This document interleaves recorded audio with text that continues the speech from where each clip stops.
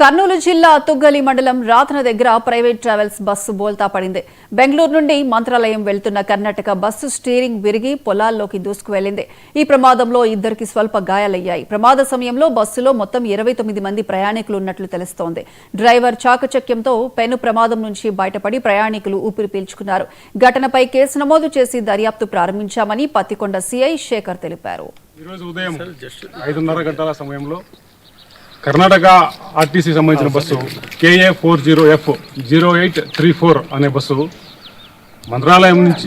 బెంగళూరు నుంచి మంత్రాలయం వెళ్తూ ఉండగా రాతన గ్రామము తుగ్గలి మండలం అనే గ్రామం దగ్గరికి వచ్చేసరికి బస్సు రోడ్డు సైడ్న ఉరిగి పడిపోయి ఉన్నది.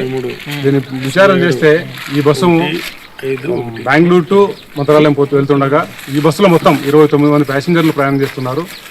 దాంట్లో దేవుని దయ వల్ల ఈ బస్సు ప్రమాదం జరిగిన తర్వాత ఎవరికి కూడా ఎటువంటి పెద్ద మేజర్ ఇంజరీస్ ఏం లేవు. ఇద్దరికి మాత్రము చాలా స్వల్ప గాయాలైనాయి. వాళ్ళని కూడా ఇమీడియట్గా మాకు ఈ విషయం తెలిసిన వెంటనే మా తుగ్గలేసే బాల నరసింహులు మేము ఇమీడియట్గా స్పాట్కి వచ్చి ఆ ఇద్దరిని కూడా మా వెహికల్